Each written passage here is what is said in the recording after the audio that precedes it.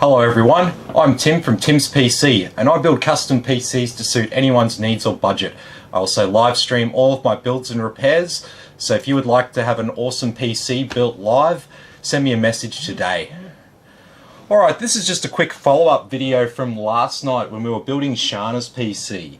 So if you caught the stream last night, you would have recalled we were having a strange error where this graphics card wasn't posting, but the system was still posting.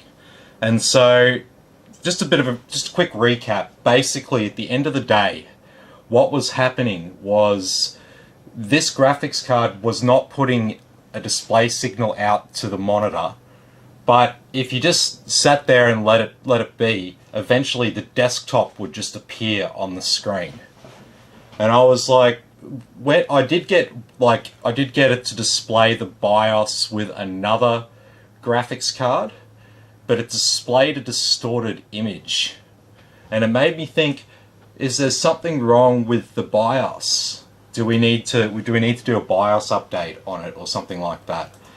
And I kind of just left it there because it was getting late and I was starting to get tired, and I was like, I don't have time to go and sort of troubleshoot this right now, so I'm going to go to bed. And typically what happens with me, if I have a problem and I go to bed, I sleep on it and I wake up the next morning, and usually things occur to me that don't occur to me when I'm actually working on the problem. And so what occurred to me was that the GTX 1650 that we're using in this build, this is an older GTX 1650. And the screen we were using was a 4K native resolution monitor. And it just got me thinking, because when the graphics card first outputs a display signal, it's not actually using the drivers that are installed through Windows. So what's actually happening is the BIOS is talking to the graphics card, and the graphics card's trying to make sense of that using its kind of like base code, I guess you could think of it as that. It's essentially using different drivers to what gets used in Windows. And the problem with that being an older card, it wasn't liking that 4K screen. So what I did was I pulled out this TV here, which is a 1080p display, and I hooked it up. And this is what happened when might actually plug the power into this PC before I turn it on. They typically work better with the power cable plugged in. Alrighty, so this is what happened.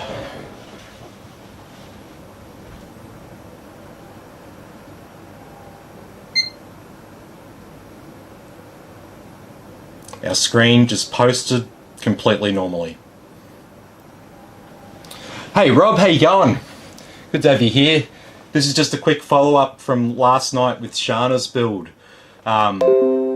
Basically, there wasn't anything wrong with the BIOS or anything. It was a case of we had an older graphics card and a 4K monitor, and it didn't like talking to the 4K monitor when the BIOS was posting. And that's why if you just left it, the Windows desktop would appear last night. But now we've plugged it into a 1080p monitor and it's having no worries outputting that display. My wife's getting up me for moving my legs up and down, I think. Stomping. Yeah. Just relax. Alright? I'm gonna bounce my knee up and down. That's who I am. I do that. Okay? It's gonna happen. I can't control it. I literally can't control it. I'll try to control it and then I'll get distracted and I'll start doing it again. That's how it goes, because it's not something I consciously do. That's just me.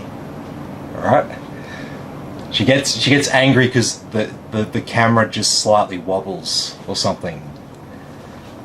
And she gets real frustrated in the corner of my eye. So yeah, anyway. But now obviously we're into the desktop here. There's nothing wrong with it. We're not going to bother with doing a BIOS update or anything on this board. It's a relatively new motherboard. B550 chipset, so I'm really not too concerned about doing a BIOS update on it. But what I thought we'd have a look at was a little bit of gaming benchmarks. So let's go into MSI Afterburner.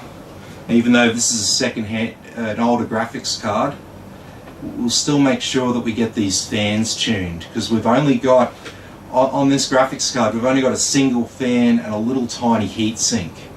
So I really want to make sure that it's not set at this default fan curve. So by the time it gets to 60 degrees, I want it at like 80%. And by the time it gets to 70 degrees, I want it on 100%. I don't want it getting anywhere near 80 degrees. It probably will, because it's got a little heat sink on it and a little fan. The time is wrong. Yeah, it is. That's Brisbane time. This computer, yeah, this is, Shana just lives relatively just down the road from me. About 25 minutes down the road, I guess you could say, depending on traffic. So we've got our graphics card tuned up there, or our fans anyway. We'll just go into the monitoring as well. We'll get some monitoring going on.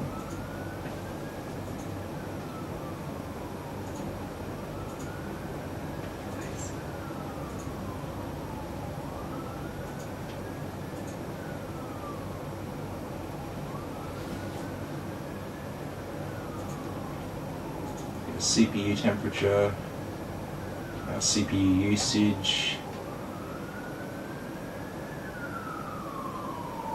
CPU clock, and CPU power. We'll also grab our RAM usage. But he's doing a weird thing where it won't stay focused.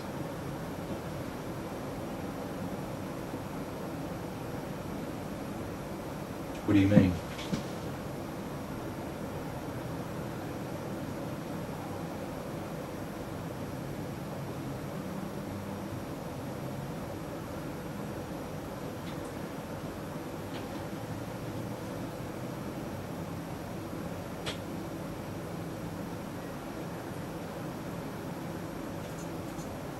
Alright, so we'll go for our toggles.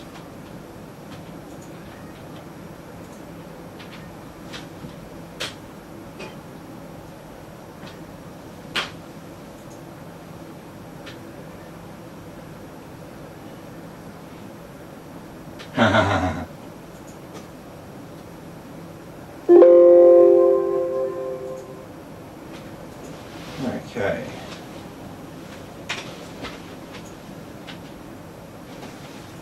Showing statistics.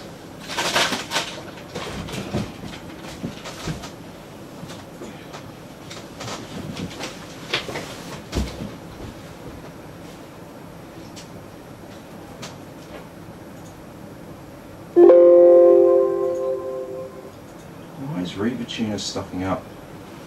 I've obviously done some update with RevaTuner, because I'm getting that same error that's coming up. I'm getting that on my personal rig as well, and I'm not 100% sure why. And it's just one of those, like, it's one of those little problems. It's one of those ones like, yeah, I'll investigate that and troubleshoot that later. It's all good. I'll do it. I mean, granted, it's only been coming up for a few days, so it hasn't got to the stage where it's really pissed me off. So I guess once it really pisses me off, I'll go and investigate why it's doing that. But it's definitely not saying isolated to my computer if it's coming up here on Shana's computer, and this is basically a new build other than the graphics card. So, and my personal rig's an Intel. This is an AMD. They're apples and oranges. All right, so let's run Heaven benchmark. DirectX 12. We'll turn the settings up. see what she can get out of this system on maximum system, full screen. Reader tuners open.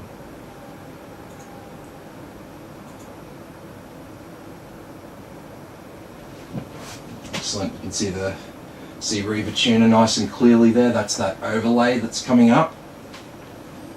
So this is why you might want to download MSI Afterburner even if you don't have an MSI graphics card, because it doesn't matter if you don't. You can still use the utility.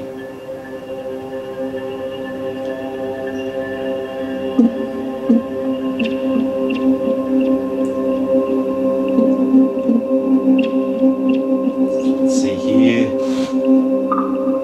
30, 40. Yeah, it's going. This is with all the settings tanked at 1080 in this benchmark.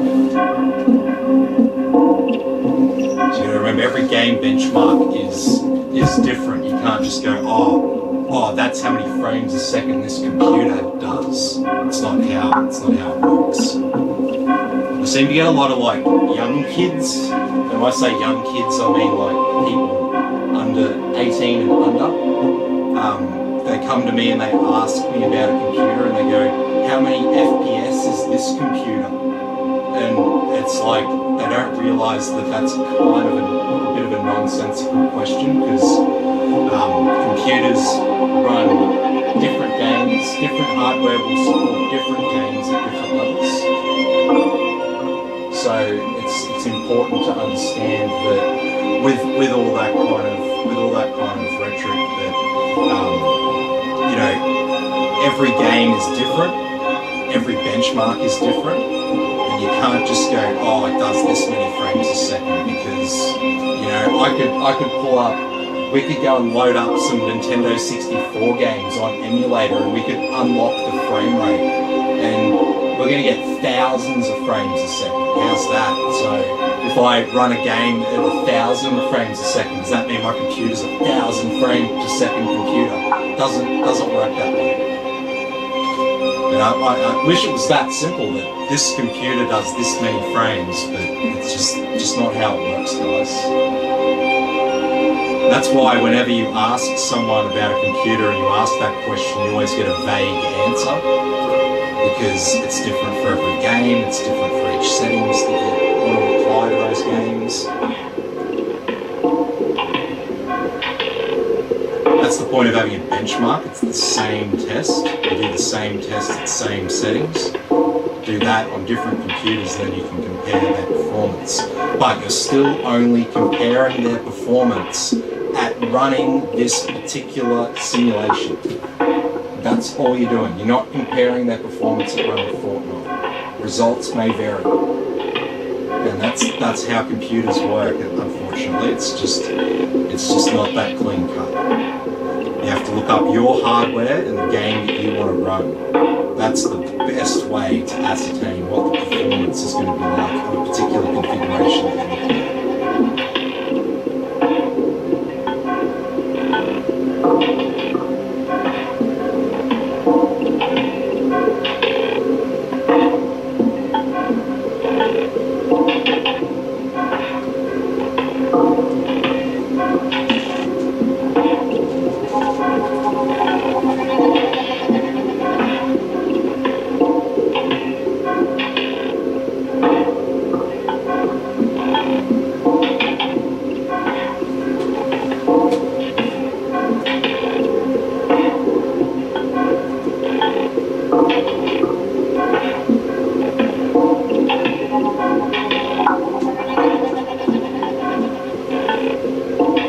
See our graphics card and CPU are staying really cool under load here in this system.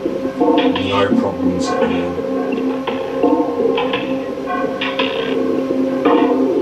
So when Shana does get a new graphics card, because she's got this cooler on her 3600, she's going to be able to overclock it to a decent speed actually. So even though she only bought the 3600, she can essentially make it run like a 3600 XT, which costs more than $100 more than a 3600. And so there we go, we've got 42.6 frames a second with everything tanked here.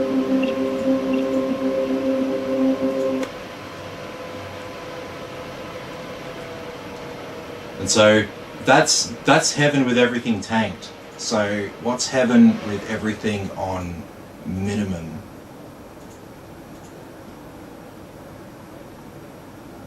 So I can show you that as well. I'm not going to sit here and run heaven all night because I've seen it like so many times. And I'm sure a lot of you have if you've been watching it. So now we're on low here in heaven. This same scene where we're sitting now at 155 frames a second or so, we were doing about 32 with everything tanked. So that gives you an idea of the difference between low and high in this game, or in this benchmark, I should say. And if you're watching this for the first time, this is called Heaven Benchmark. And what this does is essentially gets the graphics card to run all sorts of different types of calculations that it would run while rendering scenes for a game that you're playing. So when you walk around a game and you go through different areas, different textures, different objects, different densities, etc., it affects how the graphics card performs, and it makes the graphics card have to perform different types of mathematical operations that are involved in producing the image on the screen. And so what this does is it runs through different types of instructions on the graphics card. We're seeing it as a nice image here, like a 3D game. But this is just running different types of code on the graphics card, exposing it to different types of operations. And what this does is it enables us to test a graphics card for stability. So you might have a case where you've got a graphics card and it works fine, but at this one point in a certain game it crashes. And if someone brings me a graphics card like that, this is the kind of thing that I'm going to run on it. Because I'm not going to download every game that every person who has a problem with their graphics card plays and get to the point in that game where they're having a problem. I don't have time for that, so I need software and benchmarks like this that I can run that can show me, oh yep, so there is definitely a problem with this graphics card. I'm recreating the same problem, not in the game, but with something completely different on the same graphics card. Then I've isolated that the problem is not a game driver problem or some other type of issue with compatibility with, say, your CPU or something like that, or something else on your motherboard. We've ascertained that, yes, the graphics card crashes on a certain scene of heaven. Or I've got other benchmarks that I can run as well to just be double sure that I've checked everything. And this is a good way of doing it. And if I don't see a problem when I'm running these benchmarks, when I'm testing a graphics card, then I'm kind of leaning towards that the problem's not actually with the graphics card. And it's actually something else is going wrong there. So maybe some extra research is needed. Maybe I'll need to do some extra research for the customer, but that's the name of this game. And we have to test things, and there's no shortcuts, and there's no one symptom that means one thing. Different things can cause the same symptoms. So you've got to test things. You can't just run a game and it crashes and go, oh, well, it's the graphics card that's crashing. It very well might be the graphics card. The graphics card might even be the most likely thing that's wrong with it, but you haven't ascertained that it's definitely something wrong with the graphics card.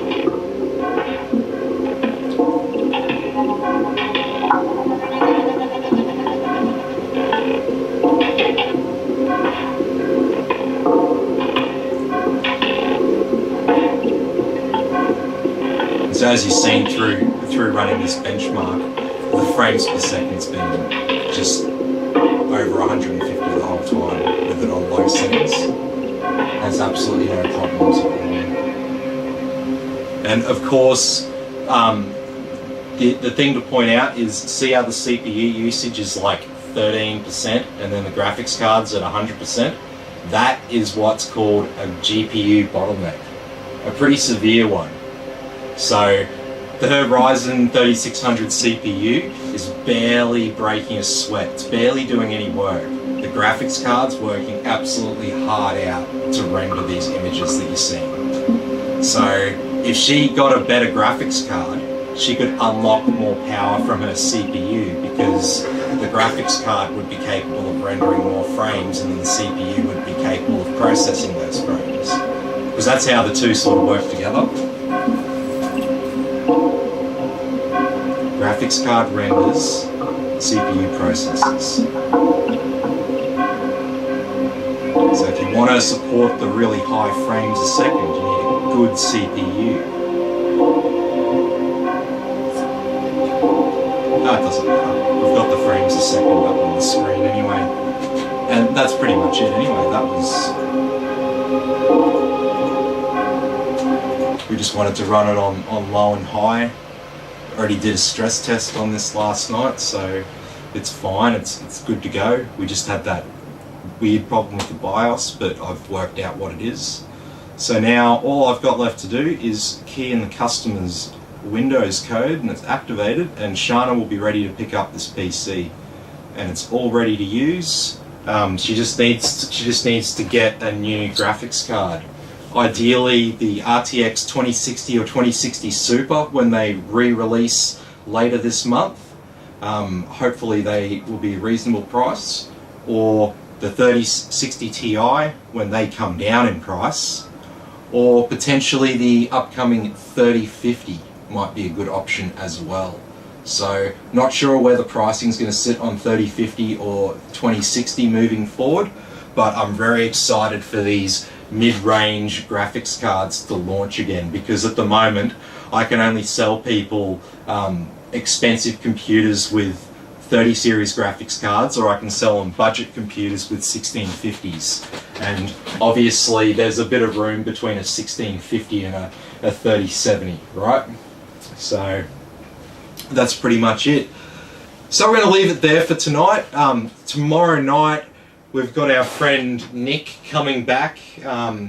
His computer, he's getting all sorts of weird issues on the motherboard, the same kinds of issues that we were finding when we were doing it.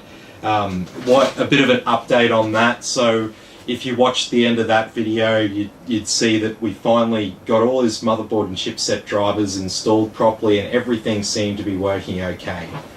Nick bought it home and had the same boot error and CPU error come up again, and then Windows, because it had a boot error, decided to uninstall all the previous updates on the computer, so it rolled back all of that stuff that we installed, and now he's back to having a problem. And I told him that even though it's saying that, you know, it's coming up with a CPU error light, I said that it's very unlikely that it's the CPU, and it's very likely that it's the motherboard. And it's just a shame that it wasn't identified before it was delivered to Nick as a completed computer, because yeah, I mean, that's just disappointing, because I mean the motherboard that's in there, it's not a cheap and nasty or anything like that. It's an Aorus B460 board, so I generally have very good experience with gigabyte boards. They're highly recommended from within the industry, from people with a lot of experience over the years. So you know, you can't argue with the recommendation of people who have been dealing with these products for decades. So I recommend and sell a lot of Aorus motherboards because they are quality and they last and hold up over time. So I don't know what happened, but you know, the fact that it was delivered with shorted out RGB fans kind of tells me that someone was playing around haphazardly with the power switched onto the computer and playing around trying to plug things into various headers, but potentially something has made contact between a couple of pins that just shouldn't have been making contact, and that's damaged something on our motherboard.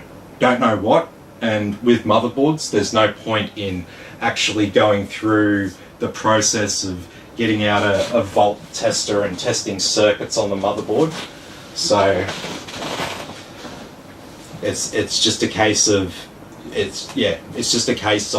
you need to get a new motherboard because it's not worth repairing if it's some random problem. So I said to Nick, I'm like, look, we'll get you a new motherboard, we'll put it in and we'll test it. And if by that like 1 in 100,000 chance that he actually does have a problem with his actual CPU, not the motherboard, and the motherboard's completely fine, then I'm just going to let him keep the new board, and I'll take his old board and I'll sell that in a second-hand PC, and he can just have that board for free if I'm wrong. So I put my money where my mouth is on that, because statistically speaking, CPUs don't die just instantly, even though it got up to 100 degrees and someone had installed the cooler with the plastic over it. I'm still not overly concerned, because with the plastic over it, it's not like it had no effect in dissipating the heat. It had significantly reduced effect in dissipating the heat, but it would have done something, so it wasn't the same as running a CPU in the socket without a cooler on it, which is potentially dangerous. So we've got a couple of questions here from Barrage. So what is the major difference between high-powered performance PC and high-powered performance laptop like Alienware? Is there any major difference in performance? Absolutely. So you cannot compare. When you see a laptop that has, say, an i9 with a 3080 in it, that's not the same as an i9 desktop and a 3080 desktop. They make mobile and desktop versions of these numbers, essentially. They just call them the same number. They're different. They're fundamentally different products. They're different CPUs. They're different GPUs on the graphics card. They're based on the architecture of the desktop counterparts, but fundamentally they are tuned around power efficiency, not performance. Even the gaming laptops, there's a limit to how much you can really push the design of a laptop. You've got everything packaged in that small space, and with that small space comes compromises when it comes to overheating and the cooling solution they have to pack in there. So at the end of the day, from a consumer perspective, it's extremely confusing, because you're going to see i9 and i7, i5 and Ryzen 5 7 9 in laptops, and you're going to see the same graphics card numbers, but they are fundamentally different products. If you go onto a website like if you go onto somewhere like PC Game Benchmark and you type in the name of your graphics card, you'll see that there are mobile versions and that there are desktop versions, and it's the same for the CPUs. The CPUs are a little bit different. They'll have with the Intel ones, there will be a different model number, so that number will be a different number. You won't see a 10100F on a laptop, but you will see a graphics card sold to you as a RTX 3070 in a laptop, and it won't really be the same as an RTX 3070 you get in your desktop. It'll be a compromised version. So that's the thing. Like, a lot of people, they walk into a retailer like JB Hi-Fi and they've got all these flashy laptops up there and they've got all the stickers on them and say i9 and all these, they've got all the marketing over them and stuff, and people just fall for it. They think that they think laptops, they run Windows just like ordinary computers. That means they're just like ordinary computers, and they're not like ordinary computers. Desktop computers are the power option. If you want a powerful machine, you get a desktop every day of the week. In fact, I'd actually take that one step further. If you do not need a mobile computer, a mobile desktop computer. You should not buy a laptop. Do not buy one. It's a compromise and you've wasted your money. Because for the same money you spent on that $1,500 laptop, you have a $1,500 PC that would be about twice the performance of that laptop. It's literally that bad when it comes to buying laptops and comparing desktop and laptops. So, you know, I don't understand what this obsession is with, I've got to have these like tiny little things. I've got to have this little tiny mini ITX case and motherboard and stuff. What's the appeal? What's the appeal? Especially for a desktop. I understand you want a thin laptop because you want a small portable mobile device that you can use on the go. I totally there is a use case for a laptop, a very, very real use case for a laptop. I know plenty of people who run their own businesses who go to different offices, go to different meetings, do meetings with customers and quotes and all that kind of thing. They rely on having a mobile computer that they can take around. They need a high-powered version of that to do their job effectively. But I would never recommend to any of them to use that laptop as their main computer at their office. You know, it's just not how it works. There's always a compromise with it. Unless you need the mobile device, do not buy the laptop. It is a compromise. I'm just going to keep saying it because people don't seem to realise. they keep buying them and then they come to me after they've spent all their money on the laptop, realising they're going to have to sell the laptop because they're not getting anywhere near the gaming experience they thought they were going to get. And then they have to compromise on their PC build. It just sucks. I mean, I make roughly the same on most builds, so I don't really care. I don't make money on parts. I don't mark up any of the parts. Everyone just gets parts at the same price I buy parts for. I make money on service. So basically, you know, I've got no motivation to sell you more than what you need, but it is frustrating when I can't give people what they really need because they've been misled by crappy marketing campaigns that this laptop's just as good as a desktop. Anyway, so that's my answer and a bit of a rant there about laptops and stuff like that. I've got no problems with laptops. I sell people laptops, but I'd never recommend someone a laptop unless they have a use case for a laptop. It's that simple. So Rob Stevens asks, the motherboard I sent back was the B550 Master. Still waiting to hear back from Gigabyte. Yeah, okay. What was the problem that you had with that board, and where did you buy it from? Because if you had, if you bought it from a retailer and you had a problem straight away, you should be able to just return it to the retailer. You shouldn't have to send it directly back to Gigabyte or anything like that. So if you bought it from somewhere like Scorptech, PLE, Umart, M-Wave, somewhere like that, they've usually got a pretty good returns policy for warranty claims and stuff like that, as long as you've got your invoice there.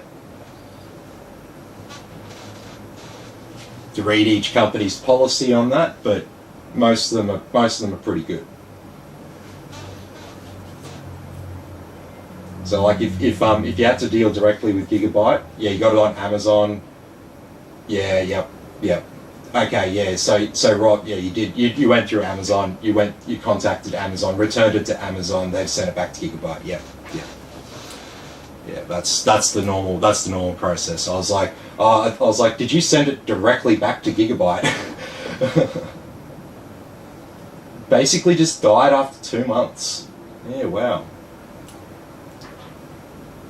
Well, you know, in my experience and from the experience of others, Gigabyte are generally pretty good with things like that. If there was a problem and it was a hardware failure on their part, they will honour it and they will send you a new motherboard. Just a shame that it's taking so long at the moment, but I think that might be. I'd say there could be some problems there.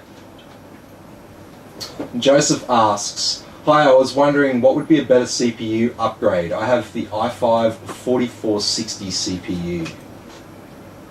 Okay, so upgrade from 4460. So obviously that Intel 4th gen there, that's definitely showing its age now in 2021. You could upgrade to the i7 in the 4th gen Intel. I couldn't tell you model numbers off the top of my head. I'd have to look that up for you. But you'd probably be looking at, realistically, you'd be looking at a new motherboard CPU RAM combo. So my advice for an upgrade for you would be to find a motherboard CPU RAM on Marketplace or Gumtree that someone's selling. Something that's got DDR4 memory is probably the best way for you to find that right product, especially if you're not as familiar with the CPUs. Just know that basically, if you get any other i5 from say, like if you got an i5 6600 or 6600K, that's going to be a massive step up from your current i5. It's not going to be like a sideways step. Don't think just because it's i5 and i5 that it's going to be like the same, because between generations they make pretty big leaps in the actual quality and the performance of those chips. So, you know, it's definitely something to consider. If you're getting stuck and you want specific recommendations, send me a message on my page and I'd be happy to send you some specifics.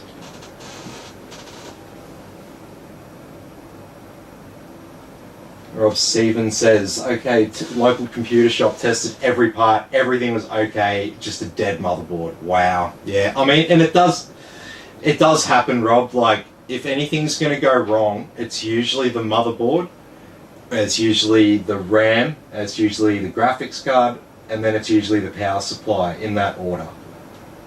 So that's generally how it goes down with computers. But motherboard and RAM, if you have a problem, that's usually where it is. Like, if you're a betting man, and you wanted to bet on like 100 computer problems where the computer like won't turn on or something like that. Yeah, if you wanted to bet on 100 of them, and you wanted to bet 100 all on the same outcome, you'd pick the motherboard. Put it that way. So Adrian Phoebe says, hey Tim, I'm going to be building my computer soon and watching your live feeds are awesome. I'm starting to learn a lot more than what I did. I'm just waiting for a processor and to buy a graphics card. I'm really hoping to get a Ryzen 9 5900 or a 5950X series processor, maybe an RTX 3070, 3080 graphics card. Mainly using my PC for photo editing. As my PC now I have is 10 years old and running old Athlon CPU. Okay, so well, if you're just doing photo editing and you're not doing any gaming, you definitely don't need an RTX 3070, 3080. That would be wasted money. The Ryzen 9 5900 or 5950X would be a great choice for editing work. Obviously, those high-powered Ryzen multi-core processors are more suited to video editing. They'll work great for photo editing as well. It's just you won't have to push them very hard doing photo editing. So yeah, definitely, like if you get a system like that, the best thing about buying something that's a bit more than what you need, especially something with specs like that, is when it does come time to sell it, you'll get a lot more for that more high-end PC. Because, like I say to people, PCs are a bit like cars, right? So if you buy the cheapest model car that you can get for your money, right, and you hold that car for 5 years, and then you go to sell it, you're probably going to sell it for like 20% of the money that you paid for it. But if you bought yourself something half decent from a reliable brand that ages well, and the car is, you know, it's got the better engine, and it's the the nicer version of the car and stuff like that, you'll find that that having those nicer specs on when it comes time to sell it again, customers on the used market seek out those models because they look up a certain year and they look for that car that's right. And you know, a great and easy example would be to think about something like the Holden Commodore, with the number of variants that there are of that, with all different prices, and especially when you get into HSV models and stuff like that, there's all different prices of them and stuff. And I'm not a Holden fan at all. I'm not really a Holden or Ford person. I don't really weigh in on that debate, but I'm probably more Ford than Holden. But I'm just using Holden here as an example. They've got a lot of different models, and if you were to get, you know, one of those rarer HSV models versus like the SS model, they're both V8s, but if you got that HSV one and it's a little bit rarer, that's going to hold its value a shitload better than that more entry-level one. So if you got the i5 or the i3 processor, that won't hold its value as well on the used market as the i7 or the i9, because people on the used market, when it comes time to sell it, if they're looking at PCs from the era yours is, that's the PCs they're looking for. So that is my advice to people. If budget's tight, then the budget's tight. You gotta do what your budget dictates you can do. But if you've got that little bit of extra money and it's not really any problem for you to spend that extra $300 and get the i7 over the i5 or something like that, just do it, because it's when it comes time to sell that computer, everyone forgets about the resale part of the equation. It's all about buying it and owning it, but they forget that at some point it's not going to be good enough for them anymore and they're going to want to sell it. So Adrian also likes Flight Simulator. Definitely. So definitely, if you want to run Flight Simulator or any of those modern games, I can't not recommend a 30 series graphics card. If you want to do video rendering, definitely a Ryzen 5000 series, either the 5800X, 5900X, or definitely the 5950X are great options. If you really wanted the maximum multi-threaded performance that you can get, you can't go past Threadripper chips, but they won't give you as strong gaming performance, but they will give you better multi-core performance. So if you're more editing inclined and less gaming inclined, sometimes that's a good option. But they're significantly more expensive, and they really only make sense if your income's kind of tied to how much, you know, Adobe Premiere renders you can pump out every day. So Joseph says, one more thing, I have a 3050 Ti, I try to stream online, 1050 Ti, and it always stops live, and says something about the bitrate and a better GPU so I can stream on Twitch. Yeah, okay, so that's most probably, yeah, it's probably just due to the fact that the 1080 Ti is a little bit of an older card by this stage. We're going back to NVIDIA 10 series there, and it's the 50. Not the. If you had a 1080 Ti, I dare say that there wouldn't be an issue there. My suggestion there is kind of like the motherboard there. You'd be looking at. I mean, unfortunately, it's sold, but I've really got the perfect computer for you right here, sitting next to me. It's got an i5 6600K CPU that has a nice high stable overclock applied to it, and it's got a GTX 1650 Super, and it's a $600 PC secondhand, so it's actually a steal.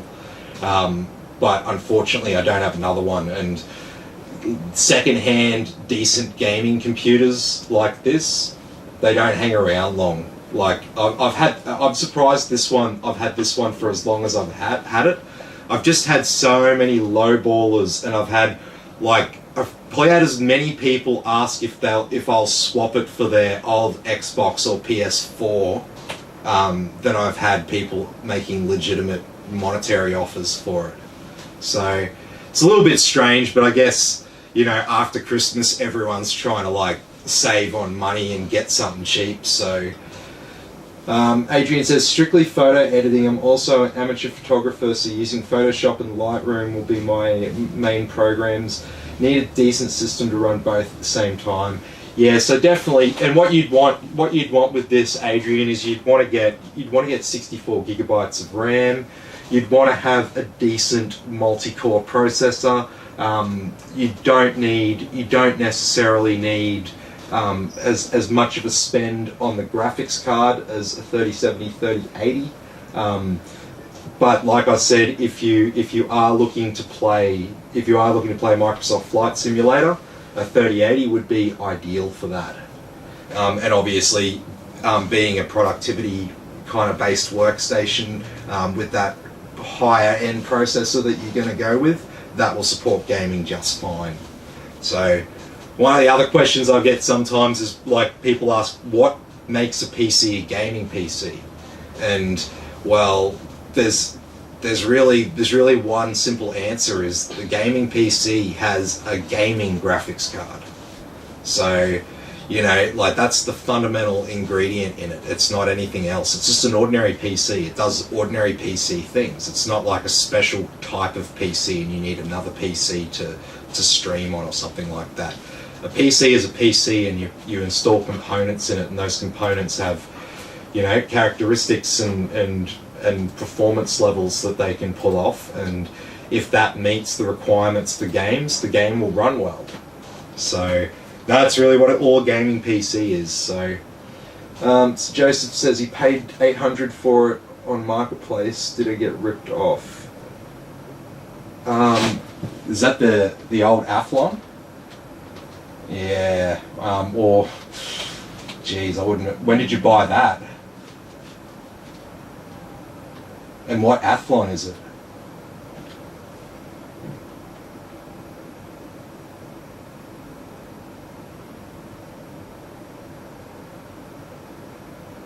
Scroll up.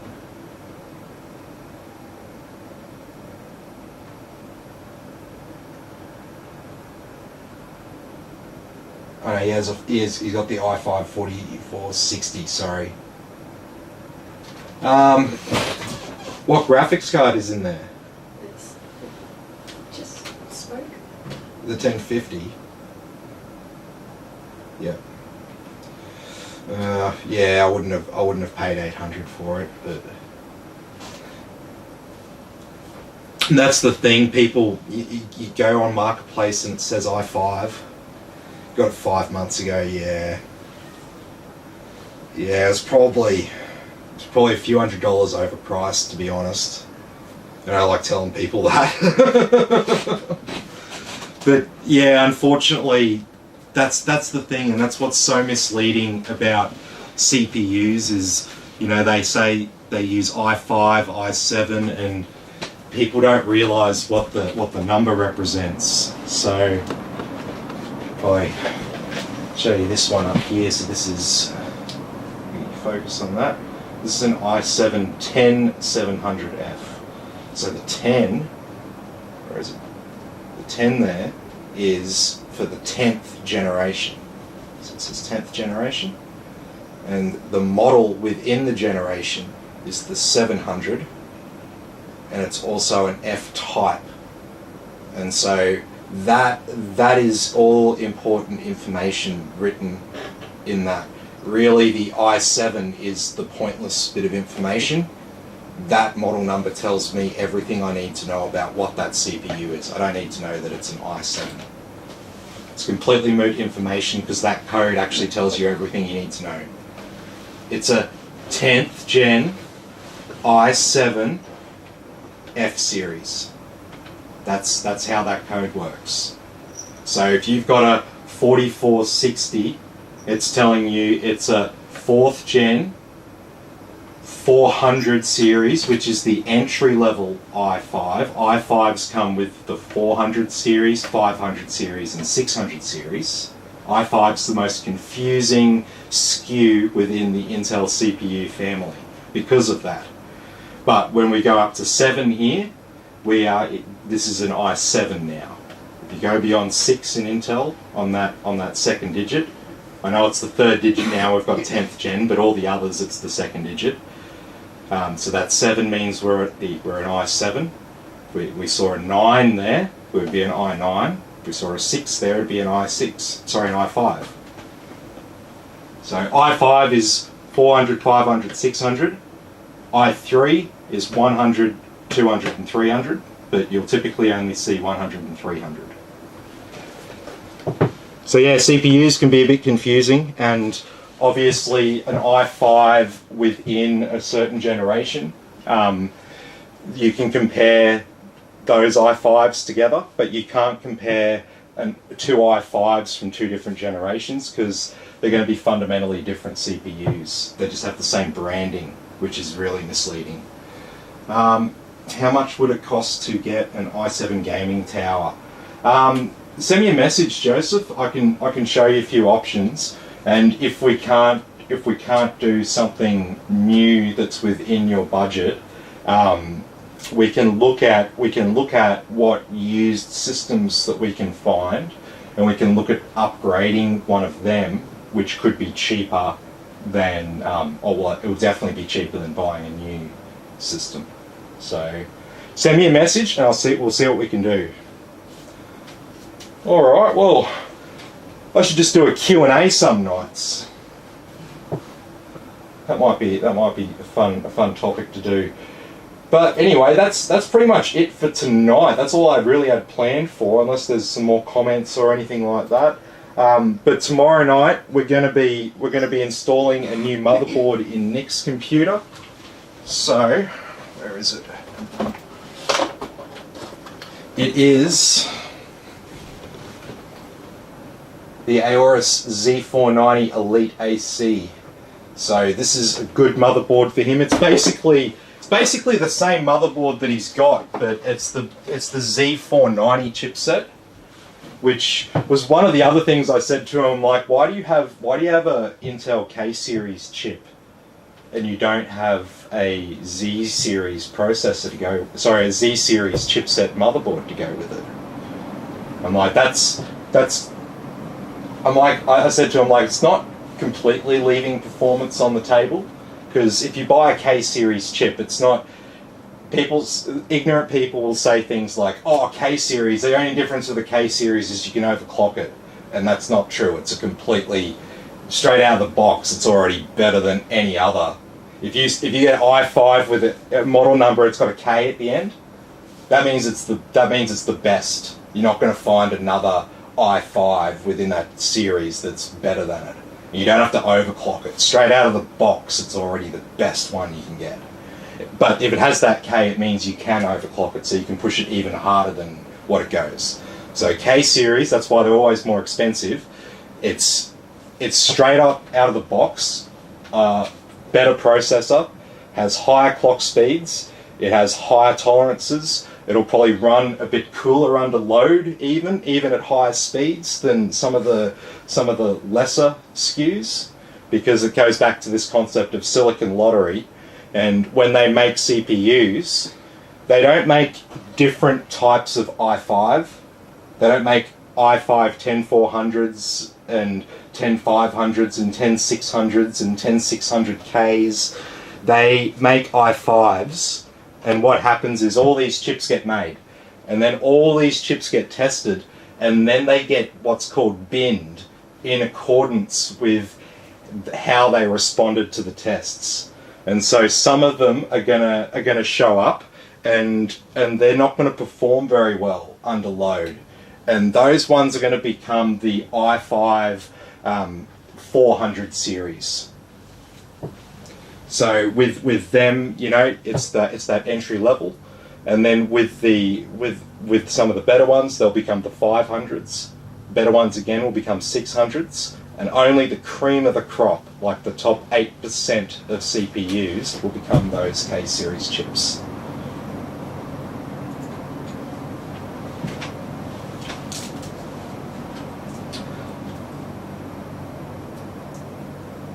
Joseph says, how do I sell the tower I got now? My suggestion would be to put it on Marketplace, download some Fortnite or Call of Duty or Valorant or some sort of game like that, and take a photo of the screen with the logo on it and just call it a Fortnite or Call of Duty gaming PC. You know, something like that. Because this is the thing, people looking for like a cheap gaming PC, they generally don't know much about computers. And when they search for things on Marketplace and stuff, they type in like the game they want to play plus the word gaming computer and things like that. So they constantly find PCs with those sort of names in the description. So that's a pro tip there for you. That will get you exposure, but I guarantee that this is the thing about selling used PCs. You're going to get heaps of lowballers coming in wanting it for like $300 and $200 and stuff like that. So you just got to be a little bit patient with it.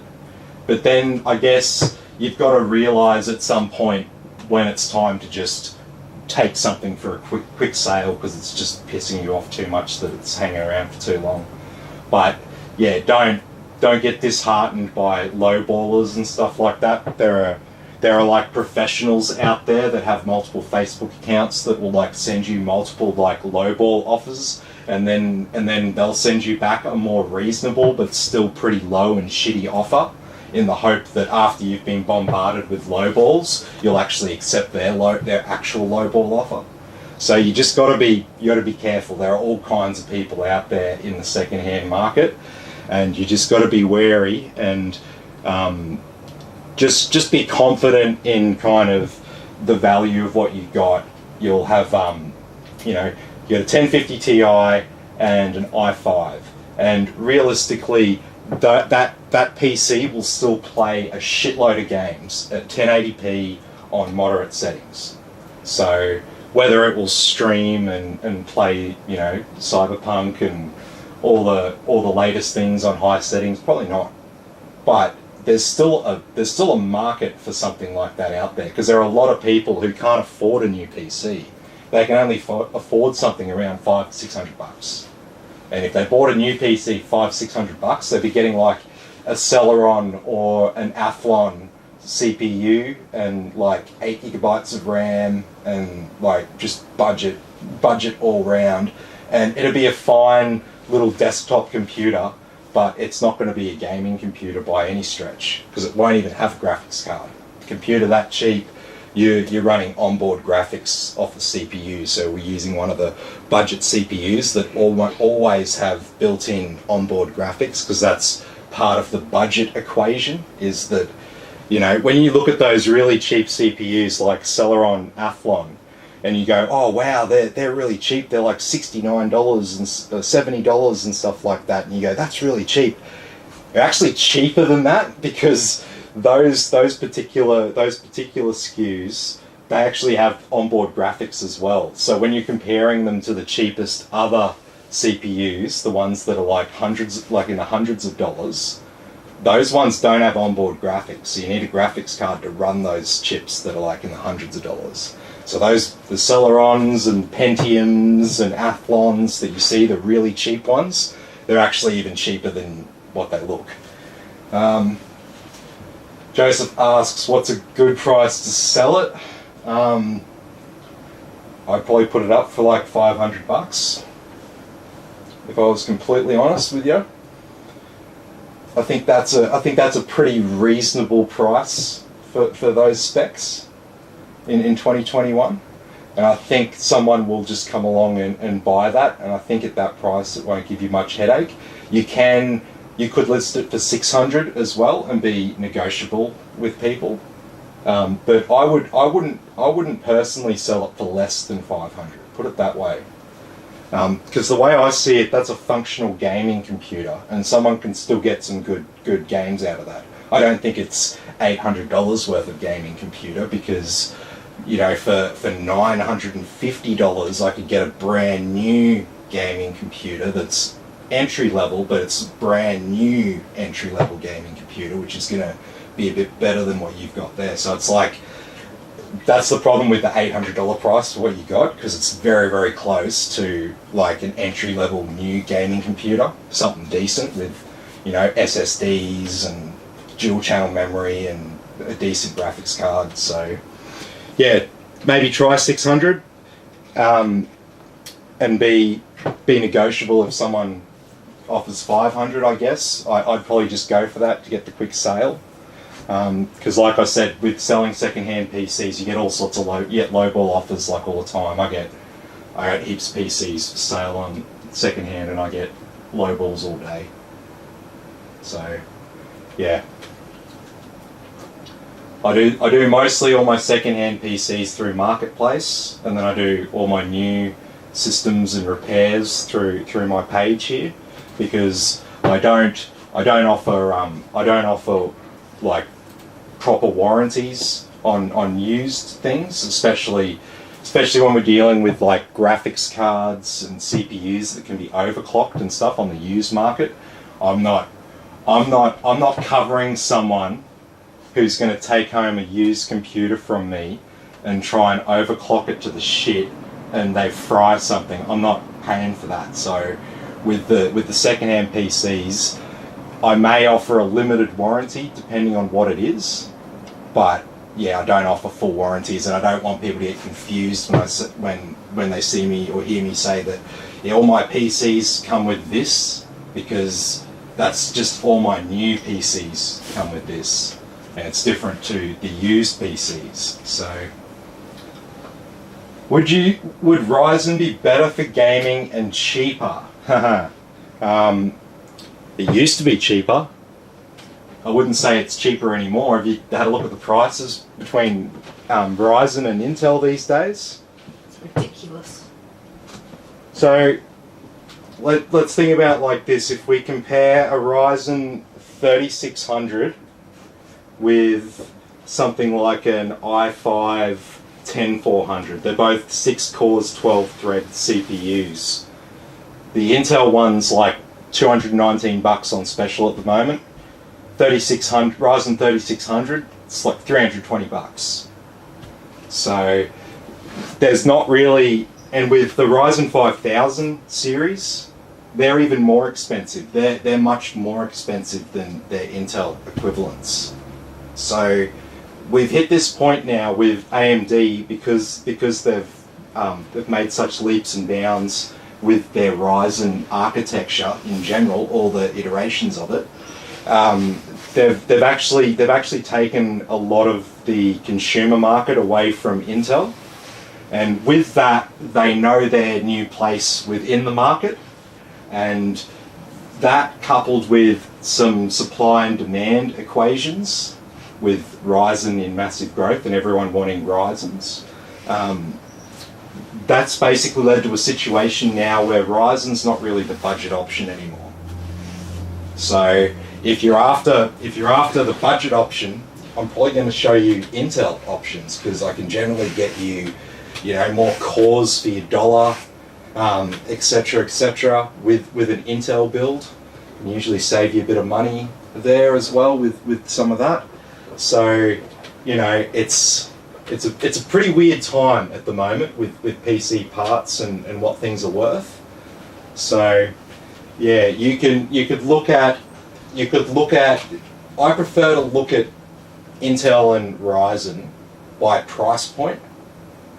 So I don't sort of say, oh well, blanket Intel is cheaper and blanket Ryzen is cheaper. I prefer to look at it at $200 or this much money. This is the options. Which is the better value option at around that price point? So, let's delve into that. So i5 10400F, 6 cores, 12 threads. You could get an old Ryzen 2600, which is a few years old now. You could get one of them for an extra $20 more than the Intel one, but the Intel 10400F has higher single-threaded and multi-threaded scores than the Ryzen 2600. So at that particular price point, Intel wins. Now you move up, and you move up to 3600, for example, Ryzen 3600, at about the $320 mark, and you come up against the Intel, just the normal 600, 10600, not the K. And so at that $320-ish price point, you'd go the Ryzen 3600. But if you had a preference for Intel, you could spend another $30 or $40 and you could get yourself the 10600K, which would be as good as or better than a Ryzen 3600. Depending how you tune the overclocks on these chips, because we're getting into overclockable CPUs here, and then when it went with overclockable CPUs, it all depends how good they are and how good value, how good price to performance they are. Kind of depends on how you've got them tuned and how your overclock's applied. So it's a very, very complicated question, and I don't like to oversimplify the whole Intel Ryzen thing, because there's too many people out there that just oversimplify it and they just go, oh, this is better for this, and it's really not that simple. Because if we get all the CPUs and all the graphics cards and we put them all up and we put them all in a list, we would see that it's not like all the Intel ones are here and all the AMD ones are here and all the NVIDIA ones are here and all the Radeon ones are here. They're all intermixed, and that's the price points and model variations. So at different price points, different performance numbers between different cards and CPUs, that is kind of where it fits in. So if someone's got a certain budget, I sort of look at it and go, okay, so you're going to spend this much on your total computer, so I sort of allocate that roughly in my head as to what that looks like. And then I go, oh, okay, so he's going to, based on that budget, he's going to have about $450 to $500 for a CPU. And then I'm going to go and look at the options for $460 to $500 for CPUs. And then I'm going to be looking at the Ryzen 3700X, the Intel 10700F, and the Intel 10700K, and I'm going to be looking at them as to what the best value is. And I'll also be talking to the customer about whether they plan on upgrading it in the future and all that kind of thing. So then it might be that I might suggest an AMD platform to them because they have plans to turn it into a bit more of a video editing workstation. They really want to get a Ryzen 5950X when they become available. So in that case, I might tell them, get the 3700 because it's Ryzen, then you can upgrade to that CPU, blah, blah, blah, blah. And then someone might go, no, I just want the best performance at my dollar and stuff. And I'm going to go, well, man, a 10700K is an excellent CPU for gaming. You're going to get slightly better performance than that 3700X, and you're going to be able to overclock it, and you're going to be able to get significantly better performance than the 3700X. So it's definitely worth spending that little bit extra and getting that Intel one there. So as you can see, as I'm explaining here, at different prices for different uses, there are different winners and different losers. So, you know, at my house, I got AMD and I got Intel, and I love them all. I think they're all great. So you heard it from me.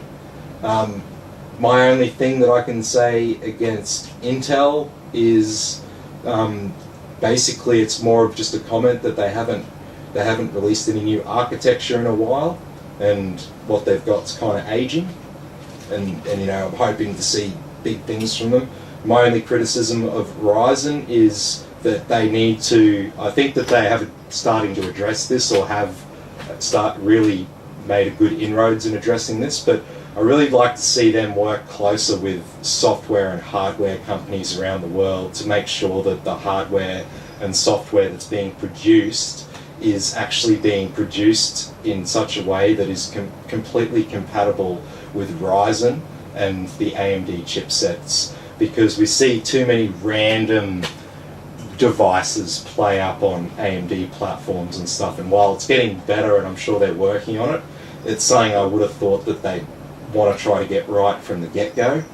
But still, I mean, early Ryzen, man, had so many problems, just simple things like memory compatibility and stuff. So, you know, they're my criticisms of them.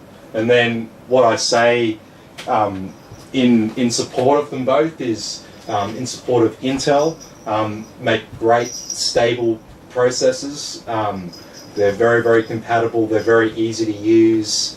They're generally trouble-free platforms for most people. And you know, when it comes to a stable system, if someone's running a business, and you know, for them, downtime for this particular computer could really cost them some money, then you know, for that person, we're always going to suggest an Intel platform, just because it has a better history of reliability for that application. And then in support of AMD, I say that AMD have just been killing it with multi-threaded performance, and thanks to AMD Ryzen, they have actually pushed Intel and made them bring multi-core processing to desktop users. And they basically, Ryzen have done so well at it that they've essentially killed Intel's Xeon platform. So that was their high-end desktop platform, which is essentially dead in the water now, thanks to Ryzen. So now it's dead from, you know, like desktop Ryzen processors kill Xeon chips, and then the Threadripper chips completely annihilate anything for Xeon. And then anyone who, you know, you'd make the case to get a Xeon platform for now, you make the case to get a Threadripper or Epic platform, which are AMD's professional and server grade processors. So there's good things and bad things to say about both. There's good things and bad things to like about both. And at the end of the day, if you're a gamer or just some sort of ordinary user at home, it doesn't matter if you get Intel or AMD. If you're buying a new computer and you haven't had a new computer in like the last 7 years, the computer you buy is going to kick ass. You're going to think it's the best fucking computer you've ever used. Guaranteed. 100%. So don't get too caught up on all this technical minutiae and stuff like that. I want to stream and become a YouTuber, so Intel would be the way to go. Yes and no. So, you know, there's nothing wrong with an AMD for that, and if you want the absolute best gaming performance, then you know, you can't look past the Ryzen 5000 series. They are the best gaming CPUs on the market at the moment. You can't get a better gaming CPU than a Ryzen, and they're also the superior multi-core platform. So when it comes to streaming and multi-threaded applications, they're superior to Intel. So, you know, if you're running a business and, you know, like this computer, you know, does something critical, and if it shuts down, you start losing money, then it's really critical that you get something that's like, you know, you'll sacrifice performance in order to ensure that it's the most stable possible platform that you can get. And that for some businesses means that they get a desktop platform for a certain computer, not a high-end workstation, because the high-end workstation is more finicky than the desktop platform, believe it or not.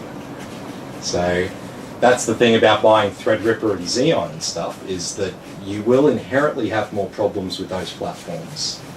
You will have more compatibility issues because they're aimed at professionals. They're aimed at people who know how to solve all those problems, or they work in an office where there's an IT professional who can solve all those technical problems for them just at a phone call. Hey, the computer's doing this, can you fix it? And it'll be fixed for them. So generally not a good idea to go with something like that if you're a home user. But yeah, if you just want to, if you want to stream, you want to do YouTube. So if you want to do YouTube and you want to start producing videos for YouTube, which you're going to upload to YouTube, you definitely want AMD for that, because they'll give you a superior multi-threaded performance, and you'll get faster render times from those higher end AMD CPUs than you will Intel. You'll have to spend a lot more money on an Intel Xeon platform to get the same amount of power when compared to a 5950X Ryzen CPU. So yeah, different applications mean you get different recommendations from me. So it's one of those questions I get asked a lot: Intel or AMD, which one do you prefer? Which one do you recommend? And I just kind of laugh when I hear that question, because it's just like, oh God, here we go again. I think every time I answer this question, I probably word it just slightly differently, and I think I get slightly better at answering it every time I attempt it. Go into even more detail about it. So yeah, I hope this provides a bit of insight to anyone trying to weigh up the differences between Intel and AMD. And obviously, if you are in the market for a new PC, send me a message and I'll do a quote for you based on your needs and your budget and what I think works well. Hello, Shana. Shana's just joined us now. Yeah, so everything's all good. I'll recap what I said at the start of this video, which was basically I was just explaining to everyone tonight what went on last night. So everything was working fine, but we were getting a weird output signal from this motherboard through our graphics card. And while mine plugged in and we were getting a post screen from it, when we plugged Shana's graphics card in, we weren't getting any post screen. But the weird symptom that we got was if we just left it, the Windows desktop would just appear, right? So I was like, what's going on? Have we got some sort of problem with the BIOS? Is the BIOS file somehow corrupted? That seems really weird to me. I've never heard of that happening before. But I wasn't really sure what was going on, so I left it there for the night. Anyway, I went to bed, woke up the next morning, and I came out and I sat down at my desk. And I was just thinking about last night, and I was just looking down at this old TV, which runs at 1080p. And I just looked over at a graphics card and I just thought to myself, I'm like, hang on, that's a pretty old GTX 1650.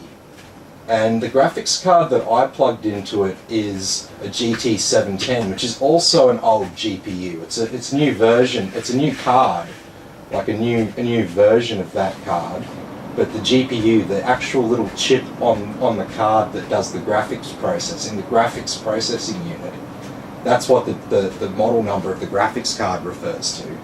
3080, 1060 Ti, 1650.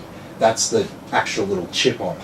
So there's all different cards, all different versions of it, but they all have that same little chip on it. So basically, hers is an older 1650. Mine's an older GPU as well. Mine had a bit of trouble outputting to our 4K monitor, and I thought to myself, well, when the BIOS first talks to the graphics card and tries to tell it what to output, it's outputting like a kind of default sort of it's like using a default sort of driver for it. It's not the same as the driver that gets used once Windows gets loaded properly. And so I just had that sort of light bulb moment then. I was like, I bet if I plug this 1080p screen into it and turn it on, it's just going to post like normal, and it's going to be nothing wrong with it. There'll be nothing wrong with the BIOS. It's just going to be a case of that older graphics card doesn't like outputting to my 4K native screen. It would prefer this older 1080p screen. So that's just one of those things. I haven't actually, see, this is the thing, I haven't been using that 4K monitor for long, and I haven't tested it with a heap of old graphics cards. So I've been using it, but I've been doing sort of modern PCs with 30 series graphics cards, which obviously not going to have any problems outputting to 4K, they can all output to 8K. So it's not going to be a problem for them. And I mean, there's nothing wrong with doing 4K on that graphics card. It was just, it would do it once the NVIDIA drivers in Windows were loaded for it. And that's why the screen would just turn on once Windows was loaded, and before it wasn't showing a display. So there was nothing actually wrong with it. It was just a hardware compatibility issue, essentially. And it was, and the bad, essentially the part that was uncompatible with Shana's computer was my 4K monitor. So, false alarm, essentially. And yeah, I did the, because there's nothing wrong with Windows, so I actually ran the benchmark last night and stress test, and her computer's running fine. CPU's staying in the 60s, even under stress. The graphics card's not overheating. I didn't do any firmmark or anything on her graphics card because it is an older graphics card, and that is very intensive software to be running, and it can actually expose weaknesses in old cards. So it could actually fry a circuit on there that could be critical.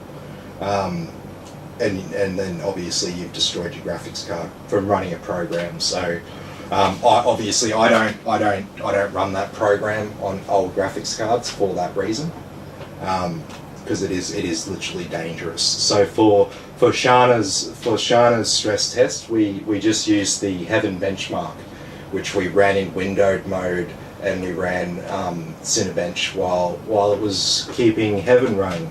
So that's a pretty intensive load. We're basically running a game while we're trying to render a video when we're running Heaven and we're running Cinebench as well. So Shana's not going to be doing any rendering of videos while she's playing a game, so I think she's going to be right. How much does it cost for second-hand 2080 Super? Yeah, if you can find a second-hand 2080 Super, that's the thing. And unfortunately, due to the graphics card availability, you're not going to find one for less than $900.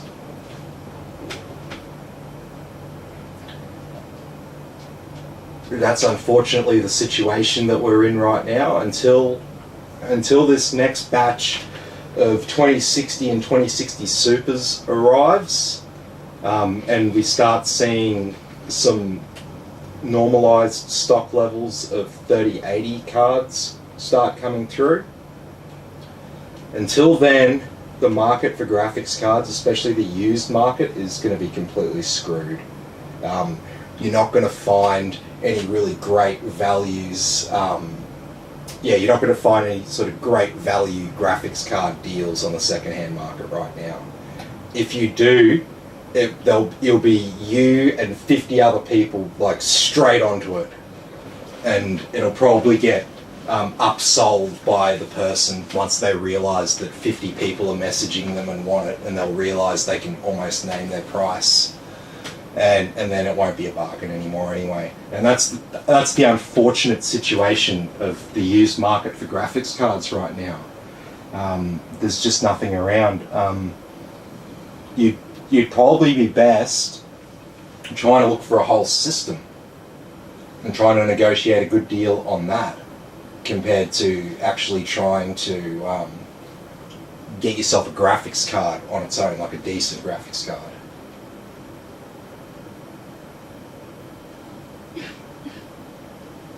Shana says, my monitor is old too, so I'm good. Yeah, no, it won't be a problem, even if I had adjusted the resolution on my newer monitor there, it would have worked fine as well. It's just like, because when you first turn on your computer, right, when you've got nothing installed, there needs to be like drivers and commands there that will operate like a graphics card, like just to get the BIOS going and all that kind of thing. And it's different to the drivers that get used when you're in Windows and stuff. So that's part of the problem that you were seeing there. It's just, it wasn't, by default, when it was running BIOS, it would not output it to a 4K screen. Just wouldn't do that. It will output the 4K with the normal drivers installed. That's fine. It's a weird one, and it's one that honestly I've never come across, because I've only had this 4K monitor for a short time, and I've always used a 720 or 1080p screen for testing computers and stuff like that. So with a 1080 or 720p screen, not going to have any problems with old graphics cards, right? Joseph asks, what would be a good GPU to start off with? I would look, if you wanted to buy one right now that was going to give you some good performance but not be overly expensive, I would look for the RTX 2060. But I caution you about right now, because right now, from what I can see, I can only find 2 versions of the card at the moment that are actually available at any retailers in Australia. This is online retailers and in-store retailers. And that is the Asus RTX 2060 Phoenix for $549. Now that card is, I don't recommend it. It is the worst 2060 that you can get. It's the worst example of that card that I've ever seen. It has a tiny heatsink on it and a single fan, and basically that card just overheats really, really quickly.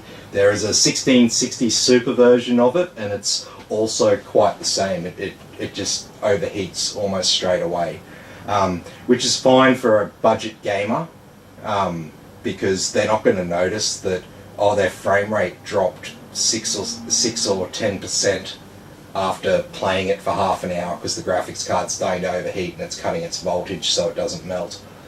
But yeah, if you want something decent, there's the Gigabyte twin fan version of the RTX 2060. That's $599 at the moment. Now that's a decent GPU, that one. Like, the GPU is the same on both those cards, but the cooling solution is different, and that's what you're paying for, because a big part of how far you can push a graphics card has to do with how good the cooler is. So you can overclock most graphics cards, but if the cooling solution's not good enough, it's just going to overheat straight away, so there's no point in overclocking it. So that's why, like, we just look down here for a second. Just turn the camera off. See, like this ROG Strix 3060 Ti that we can see there.